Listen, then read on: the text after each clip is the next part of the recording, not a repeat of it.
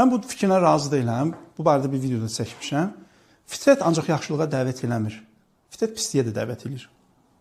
Ola bilər razılaşmırsınız məndən, sadəcə mən əsaslandırmamı deyəcəm indi.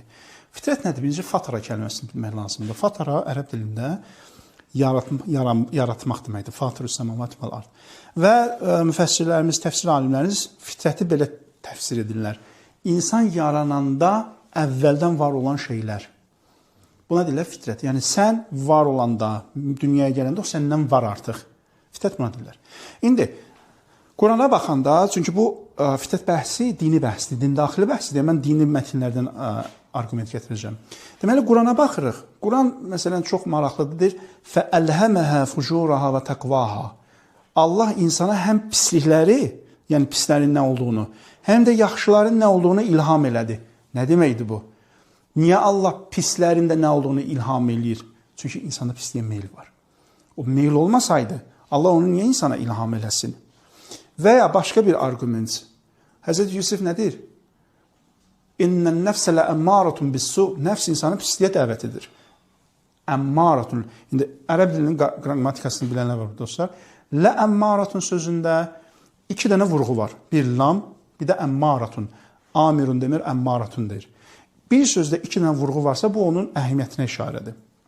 Nəfs insanı nəyə təşviq edir, nəyə əmr edir? Pisliyə. Bu nəyə göstərir? Bu onu göstərir ki, bizim fitrət barədə təsəvvürümüz ki, fitrət ancaq yaxşılığa dəvət edir. O cür deyil, bu mənim yanaşmamdır. Ona görə insan məsələn qətl eləyir, əlbəttə insan orada bir həzz güdür, orada bir məna axtarır, orada bir mənfəət axtarır. Çünki insan mütləq mənada hedonist varlıqdır, həzz axtaran varlıqdır.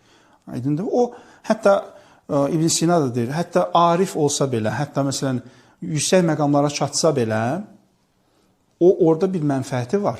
Niyə? Həqiqətdən həzz almaq. Məsələn, adam deyir ki, tutalım, qəlbində Allahdan başqa heç nə yoxdur. Düzdür? Bu, mən bu məqamı istəyirəm. Xeyr, niyə istəyirsən bu məqamı? Çünki orada kamillik görür orada. Ha, o ola bilər maddi şeyləri kənara atsın, desin ki, mənim qəlbimdə heç bir maddi bir şey yoxdur.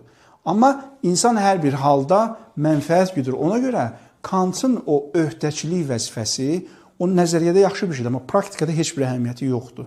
Ona görə praktikada nədir işləyən? Pragmatizmdir işləyən.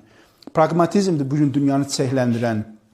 Pragmatizmin hesabına bugün böyük şirkətlər var, böyük nə bilim holdinglər var, dünya inkişaf eləyir. Niyə? Çünki insanlar rəqabətə girir. İnsanlar inkişaf eləmək istəyir, insanlar mənfəət güdür. Aydın da ona